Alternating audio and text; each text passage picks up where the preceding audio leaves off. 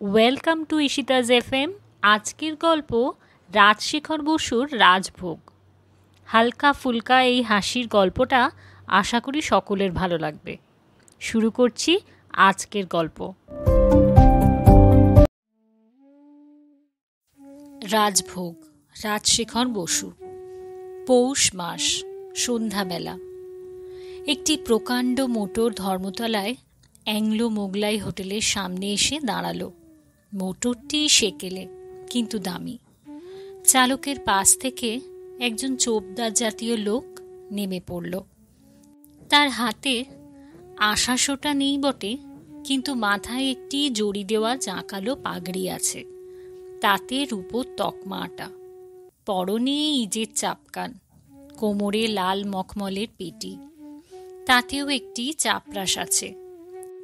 লোকটি তার প্রকাণ্ড গোঁফে তা দিতে দিতে সগর্বে হোটেলে ঢুকে ম্যানেজারকে বললে, পাতিপুর কা রাজা বাহাদুর আয়ে হ্যাঁ।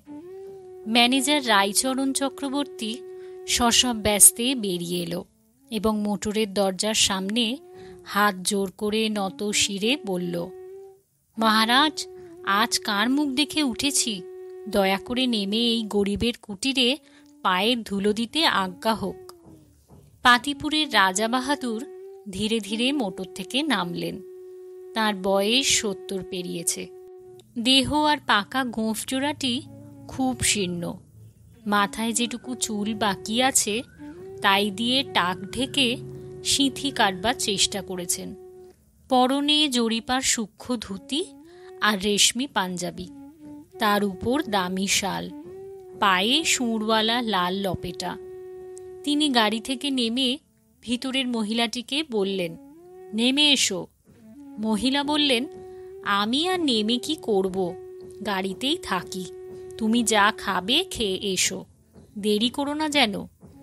রাজা বললেন, তা কি হয়, তুমিও এসো। রায়চরণ কৃতাঞ্জলি হয়ে বললে, নামতে আজ্ঞা হোক রানীমা, আপনার শ্রীচরণের ধুলো পড়লে হোটেলের বরাত ফিরে যাবে।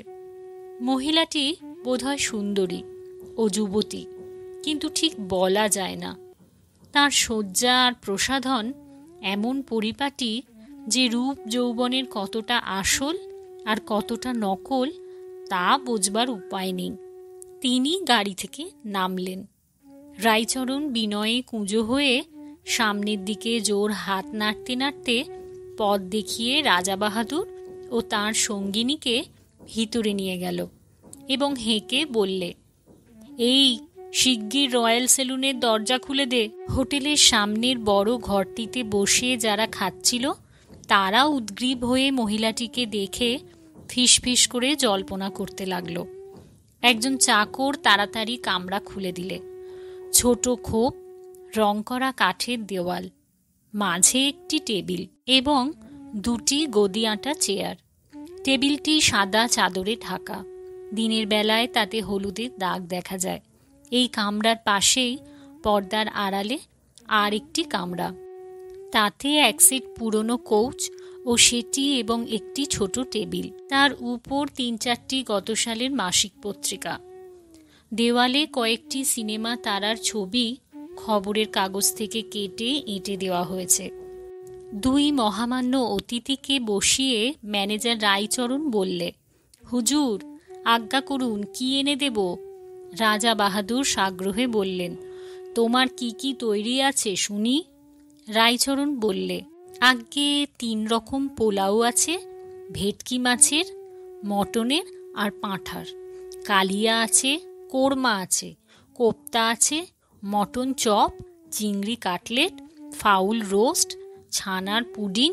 হুজুরের আশীর্বাদে আরো কত কি আছে। রাজা বাহাদুর খুশি হয়ে বললেন, বেশ বেশ, অতি উত্তম। আচ্ছা ম্যানেজার, তোমার এখানে বিরিয়ানি পোলাও হয়? হয় বই কি হুজুর, ঘণ্টাখানিক আগে অর্ডার পেলেই করে দিতে পারি। আমি 3 বছর দুম্বাগড়ের নবাব সাহেবের রসুই ঘরের সুপারিনটেন্ডেন্ট ছিলুম কি না, সেখানেই সব শিখেছি। খুব খাইয়ে লোক ছিলেন নবাব সাহেব। এবেলা 1 দুম্বা, ও বেলা 1 দুম্বা। বাবুর্চিদের রান্না তার পছন্দ হতো না। আমি তাদের কায়দার অনেক উন্নতি করেছি। তাই জন্যেই তো নবাব বাহাদুর খুশি হয়ে নিজের হাতে ফার্সিতে আমাকে সার্টিফিকেট লিখে দিয়েছেন। দেখবেন হুজুর। থাক থাক, আচ্ছা তোমার কায়দাটা কীরকম শুনি? বিরিয়ানি রান্নার 1 নম্বর বাসমতি চাল, এখন তার দাম 5 টাকা সের, খাঁটি গাওয়া ঘি, ডুমো ডুমো মাংস, বাদাম পেস্তা কিশমিশ এবং হরেক রকম মশলা, গোলাপ জলে গোলা খোয়া ক্ষীর, মৃগনাভি সিকিরতি, 10 ফোঁটা ওডিকোলন, আলু একদম বাদ। চাল আর মাংস প্রায় সিদ্ধ হয়ে এলে তার ওপর 2 মুঠো পেঁয়াজ কুচি মুচমুচে করে ভেজে ছড়িয়ে দিই। তারপর দমে বসাই। খেতে যা হয় সে আর কি বলবো। রাজা বাহাদুরের জিভে জল এসে গেল। শুট করে টেনে নিয়ে বললেন, চমৎকার। আচ্ছা, স্বামী কাবাব জানো? হ্যাঁ হ্যাঁ, হুজুরের আশীর্বাদে মোগলাই, ইংলিশ, ফ্রেঞ্চ হেন রান্না নেই যা এই রাইচরণ চক্রবর্তী জানে না। মাংস পিষে তার সঙ্গে ছোলার ডাল বাটা আর পেস্তা বাদাম মেশাতে হয়। তাতে আদা, হিং, পেঁয়াজ, রসুন, গরম মশলা ইত্যাদি পড়ে। তারপর চ্যাপ্টা লেচি করে চাটুতে ভাজতে হয়। এই হলো স্বামী কাবাব। ওহ, খেতে যা হয় হুজুর, তা বলবার কথা নয়। রাজা বাহাদুর আবার শুট করে জিভের জল টেনে নিলেন। তারপর বললেন, আচ্ছা রাইচরণ, রোগন জুস জানো? মহিলাটি অধীর হয়ে বললেন, আহ, ওসব জিজ্ঞেস করে কি হবে? যা খাবে তাই আনতে বলো না। রাজা বাহাদুর বললেন, আহা, ব্যস্ত হও কেন? খাওয়া তো আছেই, আগে একবার রাইচরণকে বাজিয়ে নিচ্ছি। রাইচরণ বললে, বাজাবেন বই কি হুজুর, নিশ্চয় বাজাবেন। রোগন জুস হচ্ছে। মহিলাটি আস্তে আস্তে উঠে পাশের কামরায় গিয়ে মাসিক পত্রিকার পাতা উল্টাতে লাগলেন। রোগন জুস হচ্ছে খাসি বা দুম্বার মাংস, শুধু ঘিয়ে সিদ্ধ, জল একদম বাদ। ভারী পোস্টাই হুজুর। 7 দিন খেলে লিকলিকে রোগালোকেরও গায়ে গত্তি লেগে ভুঁড়ি গজায়। তুমি তো অনেক রকম জানো দেখছি হে। আচ্ছা, মুর্গ মুসাল্লাম তৈরি করতে পারো? নিশ্চয় পারি হুজুর। 1 ঘণ্টা 3 আগে অর্ডার দিতে হয়। অনেক লটখটি কিনা। বাবুর্চিদের চাইতে আমি ঢের ভালো বানাতে পারি। আমি নতুন কায়দা আবিষ্কার করেছি। একটি বড় আস্ত মুরগি, তার পেটের মধ্যে মাছের কোপ্তা, ডিম আর কুচো চিংড়ি দেওয়া কচুর শাকের ঘন্ট, অভাবে লাউ চিংড়ি আর দই। কচুর শাক? আরে রাম রাম, না হুজুর, মুরগির পেটে সমস্ত জিনিস ভরে দিয়ে সেলাই করে হাঁড়ি কাবাবের মতন পাক করতে হয়। সুসিদ্ধ হয়ে গেলে মুরগি, কুচো চিংড়ি, কচুর শাক, দই আর সমস্ত মশলা মিশে গিয়ে এক হয়ে যায়। খেতে যা হয় সে আর কি বলবো হুজুর। রাজা বাহাদুর এবার আর সামলাতে পারলেন না। খানিকটা নাল টেবিলে পড়ে গেল। একটু লজ্জিত হয়ে রুমাল দিয়ে মুছে ফেলে বললেন, ওহে রাইচরণ, উত্তম সরভাজা খাওয়াতে পারো? হুজুরের আশীর্বাদে কি না পারি। সরভাজার রাজা হলো গোলাপি গাই দুধের সরভাজা। নবাব সিরাজদৌল্লা যা খেতেন। কিন্তু 10 দিন সময় চাই মহারাজ, আর 100 টাকা খরচ মঞ্জুর করতে হবে। গোলাপি রঙের গরু হয় নাকি? না হুজুর, একটি ভালো গরুকে 7 দিন ধরে সেরেফ গোলাপ ফুল, গোলাপ জল আর মিছরি খাওয়াতে হবে। খড়, ভুসি, জল একদম বারণ। তারপর সে যা দুধ দেবে তার রং হবে গোলাপি, আর খোসবায় ভুরভুর করবে। সেই দুধ ঘন করে তার স্বর নিয়ে হবে, আর সেই দুধ থেকে তৈরি ঘি দিয়েই ভাজতে হবে। রসে ফেলবার দরকার নেই, আপনি মিষ্টি হবে। গরু মিছরি খেয়েছে কিনা, সে যা জিনিস, অমৃত কোথায় লাগে। কেষ্টনগরের কারিগররা তা দেখলে হুতোষে গলায় দড়ি দেবে। কিন্তু অত গোলাপ ফুল খেলে গরুর পেট ছেড়ে দেবে না? রাইচরণ গলার স্বর নিচু করে বললে, কথাটা কি জানেন মহারাজ? গোলাপ ফুলের সঙ্গে খানিকটা সিদ্ধি বাটাও খাওয়াতে হয়, তাতে গরুর পেট ঠিক থাকে আর সরভাজাটিও বেশ মজাদার হয়। চমৎকার চমৎকার! এইবার হুজুর আজ্ঞা করুন, কি কি খাবার আনবো? আমি নিবেদন করছি কি, আজ আমার যা তৈরি আছে সবই কিছু কিছু খেয়ে দেখুন। ভালো জিনিস, নিশ্চয় আপনি খুশি হবেন। এরপরে একদিন অর্ডার মতন পছন্দসই জিনিস তৈরি করে হুজুরকে খাওয়াবো। আচ্ছা রাইচরণ, তোমার এখানে পাতি নেবু আছে? আছে বই কি, নেবু হলো পোলাও খাবার অঙ্গ। একটি আর্জি আছে মহারাজ, আজ ভোজনের পর হুজুরকে একটি শরবত খাওয়াবো, হুজুর তর হয়ে যাবেন। কিসের শরবত? তবে বলি শুনুন মহারাজ, আমার একটি দূর সম্পর্কের ভাগ্নে আছে, তার নাম কানাই। সে বিস্তর পাশ করেছে, নানা রকম দ্রব্যগুণ তার জানা আছে। শরবতটি সেই কানাই ছোকরারই পেটেন্ট। সে তার নাম দিয়েছে চাঙ্গায়নী সুধা। বছর 2 আগে কানাই হুন্ডাগড় রাজ সরকারে চাকরি করত। কুমার সাহেব তাকে খুব ভালোবাসতেন। কুমারের খুব শিকারের শখ।